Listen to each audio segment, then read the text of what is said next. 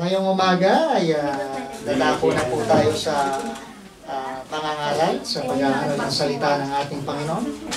I hope na lahat tayo ay nakapokus ang ating puso sa pakikinig. Tuloy po kayo, magandang umaga. At pangangaral ng salita ng ating Panginoon. So, okay.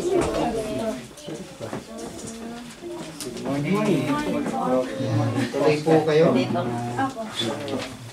Ayan, siya bisita ni Kimberly, tama ba? Amen. So, pakibanggit lang, pakitayo lang po at pakibanggit ang kanilang pangalan. Kayo po si? Angel po. Angel, ayan. So, hindi naman kayo hulog ng langit. Hulog po dito. Okay, hulog ng Angel. So, salamat sa inyong pagpapaunlak sa panyaya ng kapatiran. Ano po. So, okay. So, tayo pong lahat ay magsitayo at ating buksan ang ating mga banal na kasulatan sa aklat po ng Joshua, chapter number 7.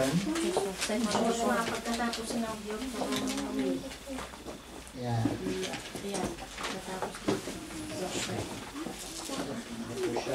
Old Testament. Book of Law. Yan, Joshua. Okay. Ito'y historical. Historical na pala. Okay. Joshua chapter number 7. Amen.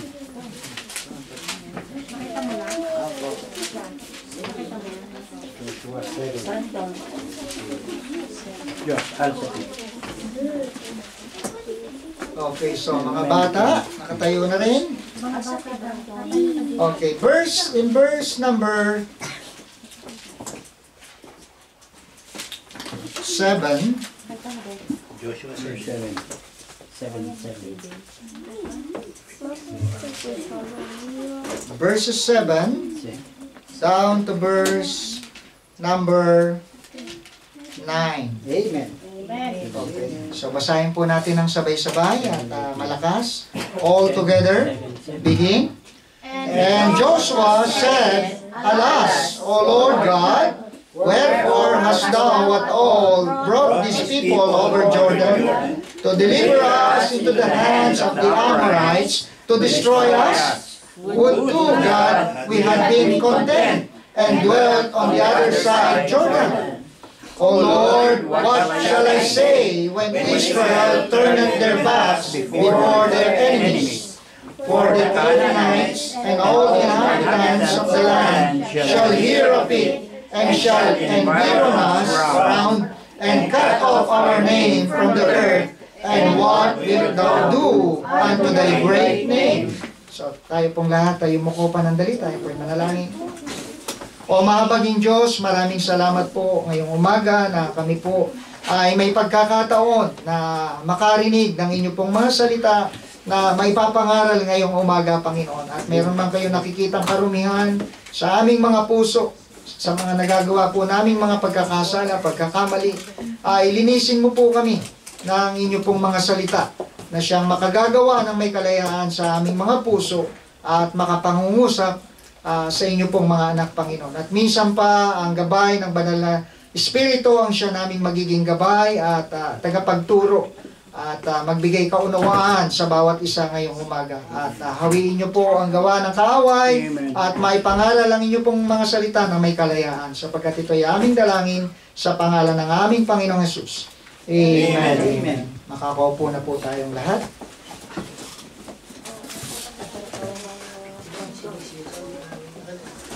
Okay, so ngayong umaga ay ating pong pag-aaralan ang mga talatang ating binasa, ano po, at hindi lingid.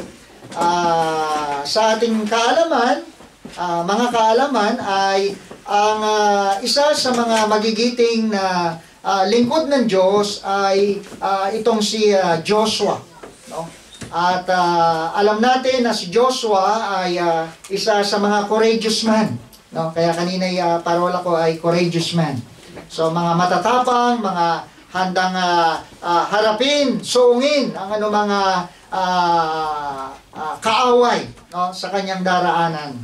At itong si Joshua ay bagaman tinuturing na matapang at matapat sa ating Panginoon, ngunit meron siyang kahinaan na pinagdaraanan. So ito'y walang iba kundi ang problema. Okay, sa pamamagatan po natin ngayong umaga, ang ating pag-aaralan, how to rising up from defeat. How to rising up from defeat. Paano ba tayo tatayo mula sa ating pagkakatalo, no? Okay. So, how to rising up from defeat. At makikita natin sa verse number 7, no? Na si Joshua ay makikita natin na para bang pinabayaan siya ng Diyos, tila baga parang hindi niya nakuha ang dapat niyang makuha. Ayan. Sa buhay ng tao, alam natin na pagka tayo ay merong ina-expect at hindi dumating, ay para bagang tayo pinagtakluban na ng langit at lupa. No? So, kadali nating bumigay, kadali nating sumuko, ngunit anong dapat natin matutunan sa buhay ni Joshua kung ating nararanasan ang mga ganitong bagay? So, hindi kaila sa atin na isa sa magagandang binanggit ng lingkod ng Diyos na ito ay yung kanyang pananampalataya sa Diyos. No? At ito'y hindi nanatili sa kanya, kundi ito'y naging daan para turuan niya ang kanyang may bahay, ang kanyang mga anak, paano paglingkuran ang buhay na Diyos. No? At kung makikita nyo sa ating gilid, no, sa frame dyan, may nakalagay na, "As for me and my house, we will serve the Lord." No? Okay, so nandito yata sa gawing harapan. No? "As for me and my house, we will serve the Lord." So napakagandang leadership ng taong ito. Napakagandang halimbawa ng tatay na ito. No? Na meron siyang puso na kayang dalhin ang kanyang mag-anak para paglingkuran ang ating Panginoon. At hindi naman kaila sa atin na bakit may mga pamilya kuminsan sa araw ng Sunday, bakit ang tatay lang ang nakakaisip na dumalo ng gawain, dumalo ng pagsamba? Bakit ang nanay lang? Bakit ang anak lang? Asan ang nanay? Asan ang kapatid? Asan ang anak? No? Pero si Joshua, ang sabi niya, "As for me and my house, we will serve the Lord." So, at hindi man natin kasama, marahil, siguro ang ating mga anak, yun ang dahilan kung bakit kinakailangan manalangin tayo, kung bakit kinakailangan tayo ay manangan sa salita ng Diyos. Bakit? Sapagkat hindi pa natin nararanasan ang tinatawag na tunay na tagumpay na nais ng Diyos na ating makamit sa ating mga buhay. So, Joshua, his call and commission from the Lord. So, ang taong ito, ang kanyang buhay, dati siyang isang alipin. Pag sinabing alipin, wala kang kakayanan. Wala kang kapangyarihan magdesisyon sa iyong sarili. No? At pag sinabing alipin, kung ano ang gusto ng iyong Panginoon, yun ang iyong gagawin. No? So, at sa kalagayang ito ay from nothing to something, ang taong ito ay tinawag ng ating Panginoon. So, paano nangyari yan? Paano siya nakalakad sa kalooban ng Diyos? Unang-una, itong si Joshua ay alipin sa Egypt. No? At mula sa Egypt, ginamit ng Panginoon si Moses. No? At alam natin ang istorya ni Moses. Sino nakakaalam ng istorya ni Moses? Taas ang kamay. Isa lang ba? Dalawa? No? Kilala niyo ba si Moses, yung naghati ng Red Sea? Siya yung naghati ng pulang dagat. No? Siya yung gumawa ng 10 salot, no? Na pinadala sa Egypt, mga palaka, mga butiki. Ano ba yan? So lahat na yata ng salot naranasan ng Egypt, palayain lang ang mga Israelita. No? Okay. So, sa madaling sabi ay hinango ng Panginoon ang Israelita sa kamay ng makapangyarihang paraon, no? At alam nyo ba kung paano nakalaya ang Israelita? Hindi ganun kadali. Kinakailangan maranasan pa nila yung kamay ng Diyos, yung sa pamamagitan ng 10 salot. So, at yan ay hindi madali. Bakit? Kasi sa una, hindi nakuha ang Israelita. Hindi pa rin pumayag ang Panginoon. Nagpadala pa rin ng ikalawang salot hanggang sa ikasampu. At doon sa ikasampu, ultimatum, ang ginawa ng Panginoon ay kinuha ang lahat ng panganay na lalaki. Ano yun? Namatay lahat. Maging hayop. No? Basta panganay, unang anak na lalaki, mamamatay. No? At dahil dito, ay pinalaya ni Paraon ang mga Israelita. No? At alam niyo kung dahilan, paano sila palalayain? Anong sinabi ni Moses kay Paraon para palayain sila? So serve the Lord. Hayaan mo na kami ay sumamba. Ayan. Hayaan mo na kami ay makarinig. Hayaan mo kami na makadalo ng gawain ng Diyos. No? At sabi ni Parao, no, practical no? Si Parao ay sumisimbolo kay Satanas. No?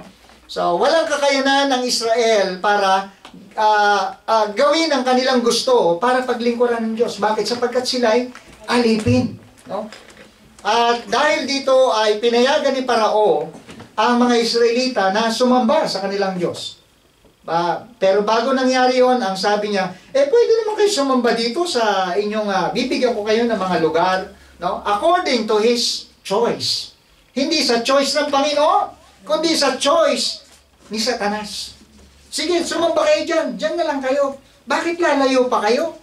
Practical Ang ganda naman ang suggestion niya. Hindi na kayo mahihirapan. No? Pero ang totoo noon, ang layunin ni Satanas ay huwag silang makahulagpos sa kanyang mga kamay. At dahil doon, ay may balak siyang patayin ang mga Israelitang ito. No? Bagaman sinabi niyang, sige, sumamba kayo sa inyong Diyos. Pero ang kanyang iniisip, papatayin niya ang lahat ng Israelita. Bakit?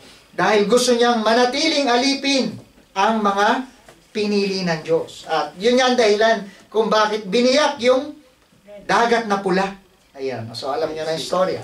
So, sa madaling sabi, ay isa si Joshua doon sa mga Israelita na pinalaya ng Panginoon. At alam niyo, nagkaroon lamang ng ministry si Joshua nung siya ay iniligtas ng ating Panginoon mula sa kamay ni Parao. No? At ganoon din, hindi tayo magagamit sa kalooban ng Diyos hanggat hindi mo siya nakikilala bilang iyong Panginoon at sariling tagapagligtas. Bakit? Sapagkat tayo makasalanan, tayo hawak ni Satanas, wala kang kapangyarihan para humulagpos sa kamay ni Satanas. At ang salita lamang ng Diyos ang pwedeng magpalaya sa atin. No? Okay, so sa madaling sabi, hindi natin malalakaran ang kalooban ng Diyos hanggat hindi mo siya kinikilala sa iyong buhay bilang Panginoon at sariling tagapagligtas at pagsisihan ng iyong mga kasalanan. So, sa madaling sabi, itong si Joshua ay nalagay lamang sa ministry nung si Moses ay pinangakuan ng Diyos na bibigyan sila ng isang mana, isang lugar na kung saan doon sila masasabi nilang sarili nilang bayan. No? So, bagaman sa panahon natin, ang Israel ngayon ay ginegera dahil ayaw ng mga karatig bansa na magkaroon sila ng sariling bansa. Kaya gusto silang sakupin So, at sa madaling sabi, ang kalagayan ni Joshua, no, ay puntahan yung lugar na ipinangako ng Diyos. Sabi ni Moses, sige, ito yung mga 12 spies, mga 12 mga tik-tik. Ayan. Alam niyo ba ang tik-tik? Yung mga espiya. Ayan.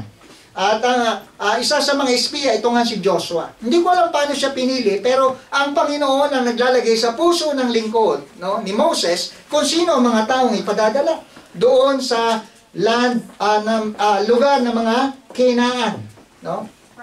So, yung tinatawag na promised land. At nung pinuntahan ng 12 spies, isa na si Joshua, ay nakita nila, napakaganda ng lugar. Ayan. Biruin mo, ang ubas ay sinlaki ng mga santol, ng mga mansanas. Isang pirasong ubas.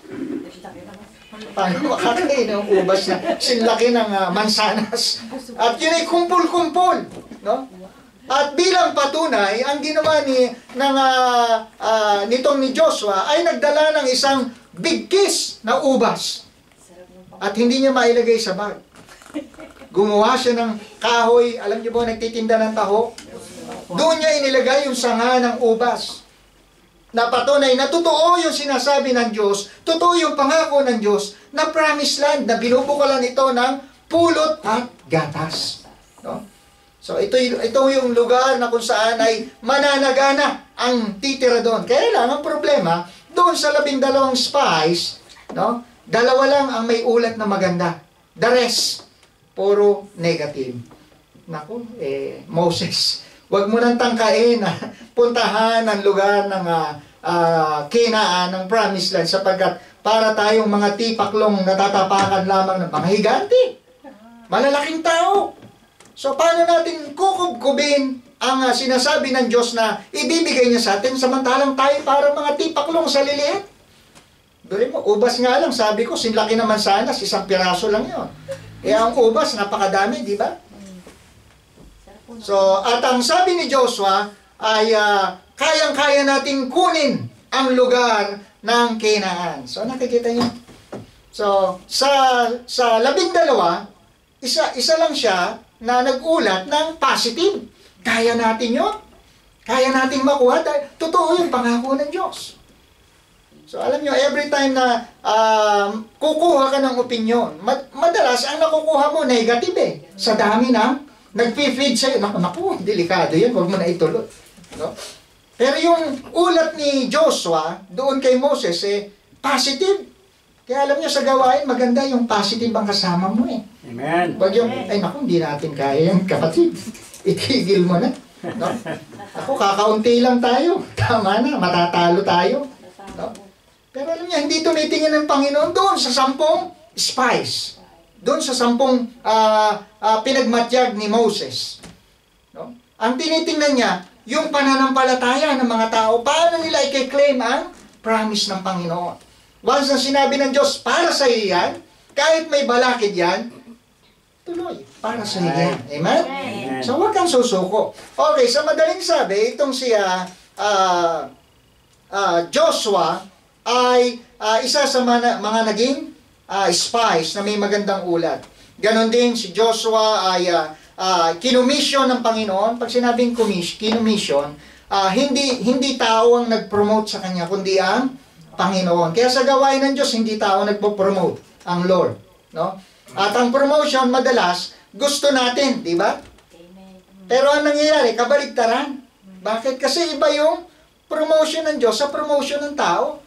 Kinakailangan magpakita ka muna ng marami kang accomplishment, marami kang mataas ang iyong tinapos, maganda ang iyong trabaho, maganda ang iyong performance nang sa gayon, mai-promote ka. Pero alam niyo, sa gawain ng Panginoon, hindi gano'n, mga kapatid. Hindi niya tinitingnan ang background mo, at tinitingnan niya yung puso mo kung handa ka bang sumunod. Amen? Amen. Okay.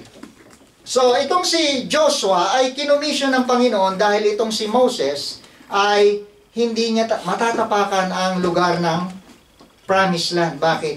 Dahil dumating sa punto ng buhay ni Moses na nayamot na siya sa katigasan ng ulo ng mga mananampalataya. Sabi ng Panginoon, ipag-utos mo sa bato na bukalan ng tubig. No? At alam niyo, sa galit ni Moses, dahil dun sa mga Moses, papatayin mo ba kami dito sa ilang? No? Samantalang dun sa Ehipto, kumakain kami ng sagana, kahit kami mga alipin. So, siguro, bilang tao, bilang tao, dumarating din yung pagkapagod. No? Dumarating din yung pagkayamot. Dumarating din, minsan, napapangunahan tayo ng damdamin natin. At alam niyo yung ginawa ni Moses dun sa bato?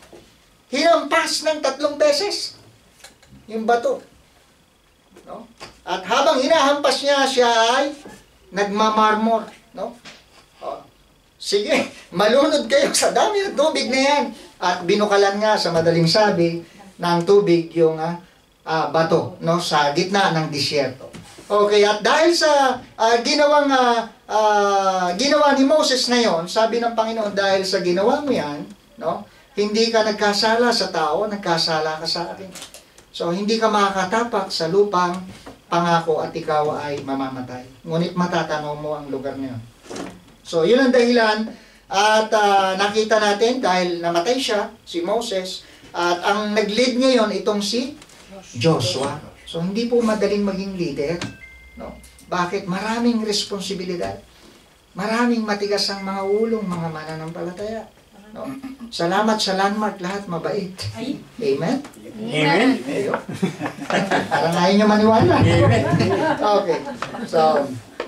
Okay. So, ngunit dumating yung pagkakataon na nung itong si Joshua ay ginamit ng ating Panginoon, ay pinamala sa kanya, pinakita sa mga tao na siya yung pinili ng Diyos. Hindi tao ang pumili, kundi ang Diyos. Sa pamamagitan ng pagbibigay ng mga ilang tanda, katulad ng paghati sa pulang dagat ni Moses. So, sa panahon naman ng inililid ni Joshua ang Israelites doon sa pagtawid ng ilog Jordan. Dahil sa panahon na yon ay panahon ng pagtatanim, no? Ay ang ilog doon ay madalas inaapawan ng tubig, malalim at walang nakatatawid. At alam niyo ginawa? Ito'y sa pamamagitan ng pagtuturo ng Panginoon kay Joshua na iuna ang mga Levita. No? So, mga Levita, sila yung mga nagdadala ng arko ng ating Panginoon. So, silang mauna, then susunod ang mga Israelites. At pag natapakan ng kanilang paa yung tubig, ito ay mahahati, katulad ng pulang dagat. At dahil doon, ay naipakita ng Diyos, no, sa pamamagitan ni Joshua, na kung paanong ginabayan ng Diyos si Moses, ganoon din ang kanyang lingkod na si Joshua. No? Okay. So, at hindi pa natapos, no? Na pagkatapos ng paghimala ng Panginoon ay yung Wall of Jericho na hindi kayang pasukin ng sino mang mga sundalo, anumang bayan, bansa, no, yung lugar nito sapagkat napakataas ng bakod. Bakit? Mayaman ang lugar ng Jericho, no? At ang wall na ito ay isinara, no? At dahil doon ay hindi sila makakapasok. Sabi ng Panginoon, ibibigay ko sa inyong mga kamay ang mga taong ito, no? At sabi niya ng Panginoon, instruction kay Joshua sa madaling sabi, iikutan niya ng 7 beses, no? At sa ikapitong ikot niyo, no? Monday, Tuesday, yung pang-7, ibig sabihin, no? Araw-araw nila. At sa pag-ikot nila, hinihipa ng mga Levita, ng mga priest, yung trumpet. Tut, tut, tut, tut. Ayan. At sa ikapitong araw ng kanilang pag-ikot, ang instruction, lahat ng Israelita, lahat ng mga anak ng Diyos, sisigaw sila ng napakalakas na sigaw. No? Pag narinig nila yung tunog ng trompeta. No? At sa madaling sabi, natumba yung wall. No? Kaya alam nyo, kahit anong tibay, basaan doon ng Panginoon, eh wala makakahadlang. No? So, napasok nila, nakubkub nila ang lugar na yon. No? At sabi ng Panginoon, kunin nyo yung mga ginto, pilak at maging bakal ay mapupunta sa treasury, no? Sa kabangyaman ng templo, no? O ng kabangyaman ng gawain ng Panginoon. Okay, so sa madaling sabi ay napasa kanila yon at sinunog ang bayan na yon, no? At ang ilan doon sa mga lingkod ng Diyos ay may mga mahilig sa pera. Sino yun? Si Achan. So, nagtago siya ng mga ginto, mga pila, no? Ibinaon sa kanyang, malapit sa kanyang bahay. At nung pumunta si Joshua sa isang pakikipagbaka, sa isang war, no? Dito sa mga nabasa natin, sabi dito, number 1, introduction pa lang. Listen pa ba kayo? Amen. Okay. So, nagkaroon ng problema. Number 1, Joshua must stop questioning God's character. So, nagtanong na siya na bakit niya nararanasan ang mga ganong pagkatalo, no? Samantalang sila ay mga lingkod ng Diyos na pinangukuhan niya ng pagtatagumpay. No? Okay. So, sabi dito, ang utos ni Joshua ay ilan lang ang pumunta sa lugar ng Ai, no? To conquer Ai, and they are defeated. Kakaunti lang ang mga sundalo ng Ai, no? Kaya lang, ay sabi ng hukbong sandatahan ni Joshua, huwag ka na magpadala ng marami sapagkat kakaunti lang sila. No? So, nagpadala ng 3,000 si Joshua, 3,000 sundalo. Ibig sabihin, hindi lahat pupunta doon dahil kakaunti lang. At dahil doon, no, sa hindi pagpapakita na overconfident, kundi merong isa doon, ito nga si Achan, na ang tawag doon, pag hindi ka sumuway, meron kang kinuhang bagay, ay tinuturing ng Diyos na accursed thing. Bagay na isinumpa, bagay na magdudulot sa iyo ng hindi maganda. No? Ito ngang pagkamkam ng mga ginto at pilak ng salapi. No? At mahirap na ang gawain ng Diyos ay napapangunahan ng material. So, sa madaling sabi, na hinabol itong mga Israelite, sundalo ng mga Israelite, at ang ilan dito ay napatay. So, ilan yata napatay doon? No? So, pero ganun na lang ang hinagpis, no? Ang taghoy ng mga Israelita nung sila ay matalo. Dahil nung sila ay umatras, hinabol pa sila. Para silang asong bahagang buntot. No? So, kaya sabi ni Joshua, dito sa verse number 7, balikan natin. And Joshua said, Alas, O Lord God, wherefore hast thou at all brought this people over Jordan to deliver us unto the hand of the Amorites, to destroy us, itong mga ay. No? Would to God we had been content and dwelt on the other side of Jordan. Para bang sinasabi ni Joshua, mainam pang hindi na lang kami tumawid ng ilog Jordan. Kesa yung kami mamatayan ng mga kasama namin. So ito ang sinabi ni Joshua dahil nasanay siya na pinangahawakan ng salita ng Diyos. Ngunit sa pagkakataong yon, hindi niya nagawang sampalatayanan ng ating Panginoon. Bagkus, nagbigay siya ng isang malaking question mark. Panginoon, kala ko ba, ikaw yung Diyos na nagbibigay sa amin ng tagumpay? Bakit ngayon kami ay nananaghoy? Kami nagdadalang habag sa aming mga kasamang namatay sa pagkubkob sa lugar ng mga Amorites, itong mga ay. No? So, something goes wrong and he blames God. Alam niyo, kung dumarating sa atin ang problema, hindi dapat ang Panginoon ay kino-question natin, Lord, bakit? No? So, unang-una, hindi dapat ang Diyos ang questionan natin. Unang-unang tanongin natin sarili natin. Bakit nangyari yan? Saan ako nagkulang? Magkaroon tayo ng tinatawag na self-evaluation. Baka meron ako nagawang hindi maganda. Baka ako'y may kasalanang hindi nahingi ng tawad. Baka meron kang pinagagawa na hindi ko ginawa at sinuway ito. Amen? Amen. Pero nyo, kahit na tayo binibigyan ng mga katagumpayan, mga pagpapala, provision ng Diyos, no? Maging sa kalusugan, minsan, kung darating ang problema, maliit na problema, parang napaka-big deal sa atin eh. Compare doon sa ginawa ng Diyos sa atin, mula doon sa pagkaalipin, mula kay Satanas, di ba? Yung kanyang pagliligtas, yung pagbibigay ng kanyang kahit sa isang bugtong na anak, na ikaw ay patungong impyerno, ngayon ay pinangkakuha ng langit, all of the sudden, mawawala lahat yun. Mauwi sa tanong, Lord, bakit?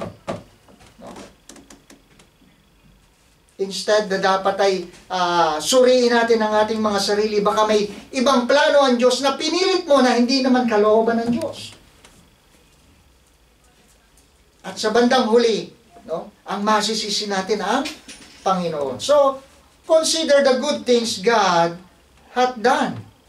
So, tingnan naman natin yung mga panahon na tayo pinakinggan ng Diyos.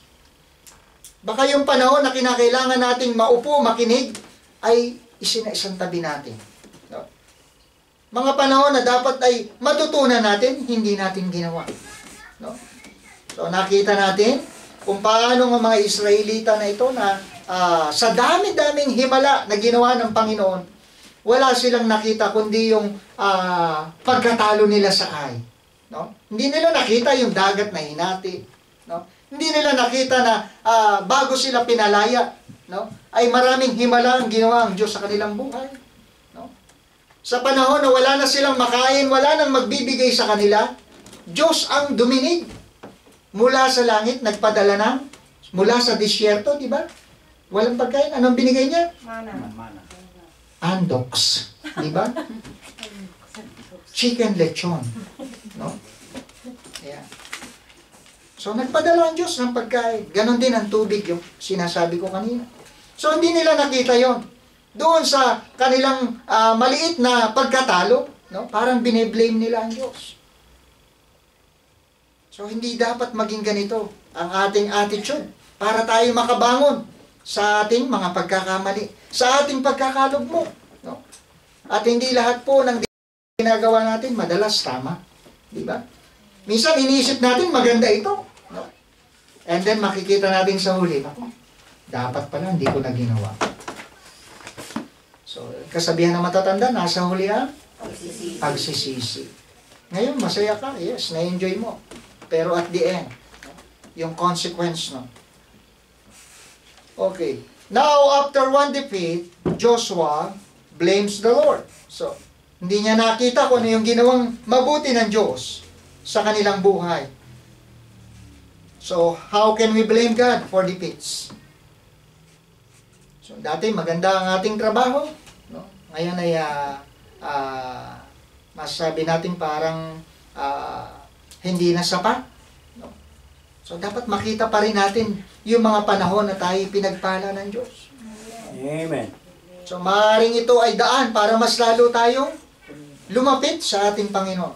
So, number 2, Joshua must stop focusing on this one defeat. Verse number 8. O Lord, what shall I say when Israel turned at their backs before their enemies? Talagang mga nagtakbuhan sila. Natalo sila. No? Ang mahirap pa naman yung napangunahan ka ng takot, di ba? Kung yung isa'y umatras, naku, umatras kasama ko, delikado, ako na lang ang tumatakbo. No? Eh, madi-discourage ka, baka pati ikaw, tumakbo na rin, baka takbo na nga rin. So, lahat, nagtakbuhan. Pero ang malungkot, hinabol pa sila ng kaaway. So, nakita natin dito, na think of all the blessing already given. No? Huwag ka matakot. Bakit? Ang provision ng Panginoon ay nandiyan lang. No? Sabi nga ng awitin, no? Pagka may mga suliranin, yung inawit kanina, God will make a way where there seems to be no way. Amen? Sa tao, imposible na malagpasan mo yan. Pero sa Diyos, walang imposible. Amen? Amen. So, yun ang ating tingnan. Think of all the blessing promised for the future. So, ano bang promise ng Panginoon sa future, di ba? Ang buhay dito sa lupa, maiksi. Ang kamatayan, tiyak. No? Ang malungkot, hindi mo alam kailan ka babuyan ng buhay. No? Hindi naman din natin pwedeng sabihin, malakas pa tayo. Dahil may namatay na malakas na mas bata pa sa iyo. Amen? So, ano ang mahalaga na itinuturo ng Diyos? Yung kaluluwa mo. Pag ikaw ay baboyan ng buhay, saan pupunta ang kaluluwa mo? Yan dapat ang matiyak mo. No? Kaya sa ating mga kaibigan, dito po ay pinangangaral ang salita ng Diyos. Paano makatiyak ng langit? No? Bakit? Kasi ang tao ay makasalanan, hindi pupunta ng langit. Siya'y patungo ng impyerno. At ang kailangan niya, sino? Si Jesucristo bilang tagapagligtas. Tanggapin mo siya sa iyong puso, sampalatayanan mo siya. Tanggapin mo siya bilang Panginoon at sariling tagapagligtas. At doon ay meron kang pangako na magandang bukas. Ano yan? Kung darating ang kamatayan, hindi ka natatakot, hindi ka nangangamba. Bakit? Meron kang pinangahawakang pangako ng Diyos. Ano yan? Buhay na walang hanggan. No? So, ang Panginoong Jesus lang ang may forever. Dito sa lupa, walang forever. Meron doon sa negosyo, forever living. Alam mo ba yun? Sa Bartolini, marami yan eh. Pag ako'y nagkakamada ng mga pako, pagka nakit na forever living, saan kaya to? No? Ang alam ko lang forever living sa langit eh. No? Yun eh, mga produkto yatang pampaganda. No? Para manatili ka raw bata, no? Fresh. No? Pero alam mo, no? Kahit anong takip natin, ang balat natin kukulubot eh. Diba? Right. Tatanda. No? Kahit pa detox mo pa yan eh. No? Kahit pa stretch mo, pa injection mo, lahat na gawin mo, kukulubot. No? At ang amoy natin, magbabago na. Diba? Huwag na kayong magmahal. Yung mga dalagat binata tayo, di ba? Babango natin. Ngayon, iba na, amoy na. White flower. Amoy salompas. Salong. So, nakita nyo, nagde-depreciate na eh. Amoy pain. So, salita lang ng Panginoon ang hindi magbabago. Amen. So, yan dapat ang ma-claim mo ngayong umaga. Okay, so promises given to Abraham for his descendants. So, alam natin na from Abraham to Moses, no? Yung pangako ng Panginoon hindi nagbago until Joshua, hanggang sa panahon natin. Ano? Kung ano yung pangako ng Diyos kay Joshua, kay Moses, kay Abraham, yun din ang pangako niya sa atin. So, ang mahalaga lang, panghawakan mo, sampalatayanan mo. So, in Exodus, ayan, lumipat tayo. Exodus, Book of Pentateuch. Exodus 3, verse number 7.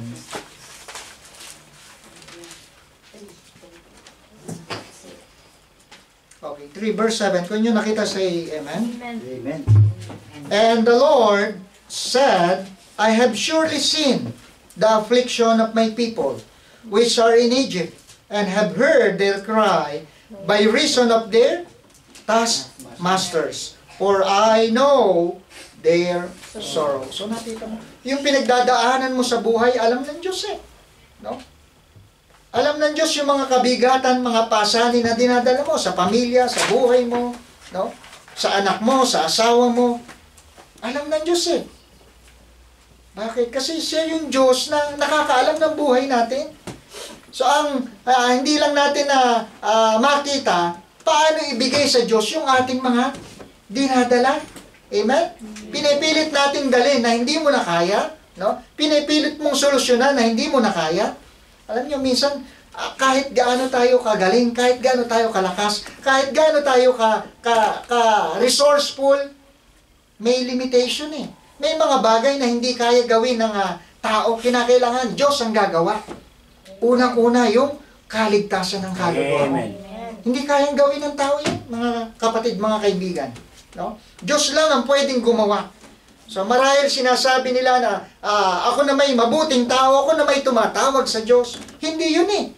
Kinakailangan dumaan ka sa proseso sa pamamaraan ng Diyos eh, hindi sa pamamaraan natin. Kaya ang tao pupunta na impyerno, pinipilit niya na gumawa ng paraan para pumunta siya ng langit. Katulad ng kabutihan, di ba? Hindi masama, hindi ko sinasabing masama gumawa ng mabuti, pero hindi ito daan patungong langit ang paggawa ng mabuti. Kasi kung paggawa ng mabuti ang pagtungo ng langit, ilang beses kang gagawa ng kabutihan para matiyak ang langit? Hindi natin alam. Sabi ko nga, sabi ng Biblia, sa isang araw, isang kasalanan na lang eh. No? So, sa loob ng isang taon, di ba? Ilan yun? Pag naipon, 365. I-times mo, ilang taon ka na ngayon? Di ba ang dami? Kaya hindi natin alam kung gaano karaming kabutihan. Kaya alam nyo, pinakamagandang bagay dito na ginawa ng Diyos, isinugo niya ang kanyang bugtong na anak upang mamatay sa krus. No? Ang sabi ng Biblia, For God so loved the world, that He gave His only begotten Son. Anong dahilan? For whosoever believeth in Him should not perish sa impyerno, but have everlasting life. So yung pala ang dahilan. Ang layunin ng Diyos, bigyan ka ng buhay na walang hanggan. So anong dapat mong gawin? Sampalatayanan mo siya. Tanggapin mo siya sa iyong puso. Okay. So yung pangako ng Diyos kay Abraham, kay Moses, mula kay Joshua, iisa lang eh. So, pag tayo nakararanas ng mga suliranin, mga pasanin sa buhay, mahalaga na ilapit natin sa Panginoon. Amen? Amen. So, bagaman pangit pakinggan na naalala lang natin ang Diyos, no, para siyang tulad ng isang driver na maalala lang na yung kanyang reserbang gulong pagka siya ay naplatan. No? Maalala lang ang Diyos pagka ang kanyang lalagyan ng bigas ay tumutunog na. Wala nang laman. Kailangan ko ng isang sakong bigas. Di ba? Hindi po dapat. So, kinakailangan natin ng Diyos sa ating buhay, mga kaibigan. So, Joshua had become problem conscious instead of power conscious. No? So, ito na. Ayun, nung siya ay nakararanas na ng problema, siguro palibasa, hindi nakaranas ng defeat sa kanyang buhay, ito na. Naku, Nakakahiya, Panginoon, anong sasabihin ng mga ibang bayan na kaming mga iniligtas mo sa Ehipto ngayon, ito'y tumatakbo, bahagang buntot. Di ba sabi niya sa verse 8? No? So ano na lang ang mukha na ihaharap ko sa kanila? No? Alam niyo, pagka tayo humaharap sa mga problema, huwag kayong mahiya. Bakit? Meron Diyos na gagawa ng solusyon. Amen? Amen. So pangako niya yan. So, in spite of blessing and promises, he focused on defeat. So, hindi maalis sa kanyang isip, no? Sa kanyang pagtulog, no? Araw-araw, ito na lang iniisip, nakatalo kami. No? Parang hindi niya matanggap eh. No? Hindi niya makuhang maintindihan bakit siya natalo. Kaya alam niyo, hindi masama na tayo nakakaranas ng kahirapan. Hindi masama na tayo nakararanas ng mga suliranin sa buhay. Huwag ka mahiya. Bakit? Normal yan eh. Lahat ng tao may problema. Amen? No? Lahat ng tao. So, siguro pagka wala kang problema, sabi ng pastor, no? Sabi ng pastor eh, baka mongoloid. Mongoloid, walang inisip na problema eh. Diba? So, tayo, hindi naman. No? Normal na makaranas ka yan. Kaya hindi totoo na pagka nakakilala ka sa Diyos, ang iyong buhay ay palaging masaya, ang iyong buhay ay walang problema, ang iyong buhay ay sagana. Hindi po totoo yan. Dahil ang Biblia, nagtuturo rin na ang anak ng Diyos nakararanas ng mga problema. Amen? Lalo na anak ka na ngayon ng Diyos. No? Si Satanas, hindi na niya tutuksohin ng mga hindi anak ng Diyos. Kasi anak naman niya yan eh. So, ang kanyang tutuksohin ngayon, yung mga anak ng Diyos. No? O yan, sinasabi ko sa iyo, pa-Bible ka pa kasi. No? O yan, sinasabi ko sa iyo, pa-attend ka pa ng church, tingnan mo ngayon nangyari sa iyo. No? So, ganyan ang kanyang ginagawa sa mga anak ng Diyos. Lagi niyang binubuli. No? So, pero wag tayong mahiya. Bakit? Normal na makaranas tayo ng defeat. Normal na makaranas tayo ng mga problema. Amen? So, huwag tayong mahihiya. No? Ang ating tingnan, meron Diyos na gagawa ng solusyon. Amen? At alam niyo, sa bawat solusyon na nakagagawa ang Diyos, iba yung naidudulot na saya sa puso natin. Right. Amen? So, he must forget this defeat and expect victory. So, anong pangako ng Panginoon? Philippians. Di ba? 3:14. Anong sabi dito? Buksan na natin. Philippians 3:14.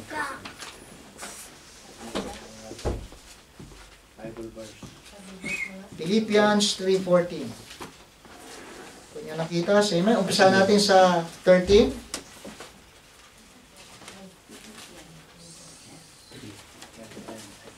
Kung nyo nakita, say amen. Babasahin ko, sundan nyo po ako ng inyong mga mata sa inyong mga Biblia. Brethren, tama ba? Amen. I count not myself to have apprehended, but this one thing I do, forgetting those things which are behind, and reaching forward unto those things which are before.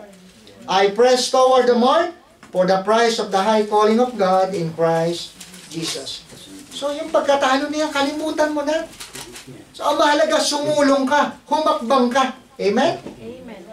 So minsan kasi yung mga suliranin na naranasan natin sa buhay, tapos na eh, inuukil-kil mo pa, di ba? Minsan na isusumbat mo pa, di ba? Ganon ang tao eh. No? Hindi maka-move on. Dapat ang makita natin na meron na tayong Diyos na pinaglilingkuran. Hindi na yung ating nakaraan. Bakit? Kasi pag yung nakaraan ang tinitingnan mo, eh hindi ka makakaabante. No? Hindi tayo susulong, mga kapatid. So, kung ikaw may naging talunan, kung ikaw may naging gapi, hindi masama, hindi nakakahiya. Ang importante, sumusulong ka, nagpapatuloy ka. Amen? Amen. So, ang mahirap eh, konting problema eh. Naku, Pastor, di po muna ako atin. No? Meron po akong problema. No? Wala po akong pera. Pumunta ka dito, kapatid, sa church, may pera dito. Diba? May solusyon eh. Amen? Kahit wala akong pera, magpe-pray tayo. No? Amen. Wala na akong trabaho. No? So, alam ng Diyos yan. Kung hanggang saan ang PC, kung hanggang saan ang boundaries mo. So, yun ang pinakamaganda eh. merong nakakakilala sa iyo na higit sa kaibigan mo, ang Panginoon. Right. Amen. Okay, kalimutan mo na ang nakaraan, Joshua. Huwag mo nang balikan. Bakit? Kasi pag binabalikan ni Joshua, bumabalik sa kanyang damdamin na natalo sila eh. So alam niyo ba yung natalo sa karera, sa sugal? No? Na napakalaking halaga ang natalo eh. Hindi niya makalimutan eh. Bangungot eh. Pag natutulog, bangungot. At pag gising naman siya eh, hindi naman bangungot. Talagang parang natutulog, wala sa sarili. No? Gising na tulog. So, gising na tulog. Ayun, alam ni Sister Jenna. Mukhang natalo ka. Okay. So, nakita natin no, na hindi tayo makakamove on pagka hindi natin iniwanan yung sa kamay ng Diyos. Amen. So, lahat tayo may mga pangit na nakaraan. Pero ang mahalaga, nilalakaran mo ngayon ang kalooban ng Diyos. Amen. So, panghuli. Ayan. So, paborito ng lahat. Gising pa po ba kayo? Number 3. Amen. Joshua must stop worrying about public opinion. Ayan. So, ito ngayon na madalas na nakaka-apekto ng ating buhay. Yung opinion ng iba. Verse number 9. Joshua chapter 7, verse number 9. For the Canaanites, and all the inhabitants of the land shall hear of it, and shall environ us round, and cut off our name from the earth. And what wilt thou do unto thy great name? So ang sabi ni Joshua, na ito na Panginoon, itong mga Canaanites, no? Itong mga sabi dito ay buong kalupaan, no? Maririnig nila na natalo kami sa kakaunting sundalo. Ayan. No? At nakakahiya talaga. No? Aminin man natin ang totoo. At sabi dito ay ang pangalan na yung itinayo, no, ay malilimutan ng buong mundo. Mawawala sa history. So ano na ngayon ang gagawin namin? So, nakita natin dito na talagang yung buong pagkatao, yung leadership niya, yung kanyang pagiging tatay, no, sa kanyang pamilya, naapektuhan eh. Bakit? Sa sasabihin sa opinyon ng iba. Naku mga talunan yan eh. Walang mga binatbat yan. No? Si Joshua, naku, walang kwentang leader yan. No? So, nakita nyo kung gaano nakaka-epekto sa buhay ng tao ang opinyon na sasabihin ng kapaligiran. Nakaka-epekto. Minsan halos hindi ka na makalabas ng bahay. Diba? Bakit? Natatakot kang marinig o pag-usapan yung mga bagay na ayaw mong pag-usapan na nangyari naman talaga sa buhay natin. Na tayo naging talunan. No? So, God will take care of His own reputation. No? As long na ginagawa natin ang kalooban ng Diyos, no? So, wag nating intindihin ang sasabihin nila. Ang importante yung sasabihin ng Diyos. Amen? Amen. So, kung nakakaranas ka man ng pagkatalo, ng suliranin sa buhay, so, it doesn't matter. Ang importante ngayon ay nilalakaran mo ang kalooban ng ating Panginoon. So, God will lift up His people when they are down. So, ito talaga ang tungkulin ng Diyos, no, sa kanyang mga anak. Pagka tayo nalulungkot, andyan ang Diyos para tayo ay aliwin. Amen? So, iba yung comfort ng ating Panginoon sa comfort ng mundo. Kasi ang comfort ng mundo sandali lang. Pero ang comfort na binibigay ng Diyos, forever. Amen? Amen. Talagang sisiyahan ka, no? Higit pa sa kailangan mo ang ibibigay niya. So, ganun magmahal ng Diyos no? Hindi kayang tumbasan ng pagmamahal ng tao. Pagmamahal ng tao, limited. Pag may nakitang pangit, wala ka na. No? Pero ang pagmamahal ng Diyos, no? Nagkakamali ka man, handa ka pa rin niyang yakapin. May nagagawa ka mang hindi maganda, no? Andyan pa rin siya, handang makinig na sabihin natin, aminin ang mga nagawa nating pagkakamali. So, ang mahalaga lang pagtanggap. Aminin mo sa iyong sarili. No? Ang iba, alam niyo yung iba, kahit na hindi na kaya, pinipilit pa. No? Alam niyo yung hindi mo na kayang umiti, pinipilit mo pa. No? So, napakahirap magkunwari. Tama? Pero ayaw ng Diyos na dumating sa buhay natin yung pagkukunwari. Ayaw ng Diyos. Bakit? Kasi ayaw ng Diyos ng hindi totoo. Gusto niya kung ano yung nararanasan mo, ano yung nadadama mo, sabihin mo. Kasi ang mukha ng Diyos, hindi siya dalawang mukha. No? Totoo ang ating Panginoon. Seryoso siya sa iyo. So, God has brought victory to many defeats. Makikita natin na sa kabila ng kanilang pagkatalo, sabi ng Panginoon, nagkasala ang Israel sa isang tao sa pamamagitan ni Achan, no? Na nagtago, nagsubi. Ayan, nagsubi ng mga kayamanan na pinagbabawal ko, no? Kaya sa gawain, hindi maganda yung merong tinatawag na hindi mapagkakatiwalaan ng Panginoon. Alam niyo ba na tayong lahat ay steward? Lahat tayo ay katiwala. At pag sinabing katiwala, yung talagang katiwa-tiwala. No? Huwag yung mukhang mapagkakatiwalaan. No? Dapat yung katiwa-tiwala. So, lahat tayo ay katiwa-tiwala sa Panginoon. Kaya huwag natin sirain. Amen? So, sa aking pagtatapos, mga kapatid. So, Joshua did rise up. Makikita natin na muli siyang bumangon, no? Doon sa kanyang pagkatalo, no? Muli siyang tumayo. Joshua led his people to victory. At nag-rest back sila doon sa lugar ng mga Amorites, no? At doon sa kanilang pagbabalik, tinalo nila ang Ai. Amen? Amen. So nakita nyo na ang victory handang ibigay ng Diyos kung handa tayong sumunod. No? We can rise up from defeat and win, no?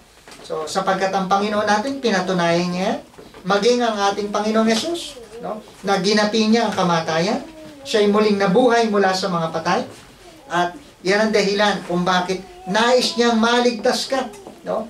Yan ang dahilan kung bakit na ngayong umaga ay narinig mo mga mensaheng ito. Bakit? Dahil ayaw ng Diyos mapahamak ang kaluluwa mo. No? Nais niyang iligtas ang kaluluwa mo sa kapahamakan ng impyerno. So, walang makakahulagpos sa kamay ni Satanas. No? Malibang ilagay mo ang iyong buhay sa kamay ng ating Panginoon. Pagtiwalaan mo siya. No? At hindi mahirap pagtiwalaan ng Diyos. Bakit? Walang bayad. Amen? So, ang kaligtasan na inaalok na buhay na walang hanggan, walang bayad. Kasi pag may bayad, hindi na regalo yun. No? So, at yun ang tinuturo po ng Biblia sa ating mga kaibigan, na ang lugar ng Baptist Church, no, ang church ng Baptist Church, ay hindi kayang dali ng kaluluwa ng tao sa langit. Bakit? Hindi po relihiyon na nagliligtas sa tao. Si Jesucristo. No? At ngayong umaga, kung hindi nagliligtas ang reliyon, hindi nagliligtas ang mabuting gawa, bakit hindi mo tanggapin si Jesus ngayong umaga sa iyong buhay? So tayong lahat ay tumayo, tayo ay mananalangin na. Let us pray to the Lord. Tayo po yumuko at pumikit habang tumutugtog ang ating invitational song. Let us pray.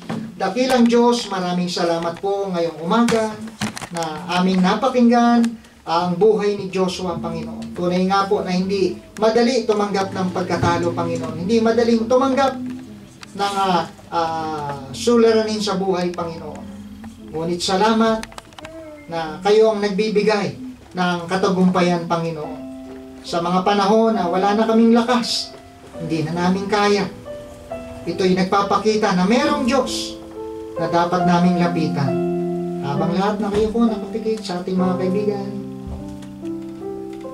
kung darating ba, kaibigan, ang kamatayan, natitiyak mo ba saan pupunta ang iyong kaluluwa? Ang salita ng Diyos ay bukas at nagtuturo na si Kristo ay nagliligtas. Ngayong umaga, kung nais mong matiyak ang patutunguhan ng iyong kaluluwa, si Kristo lamang ang kailangan mong tanggapin. Si Kristo lamang kailangan mong sampalatayanan.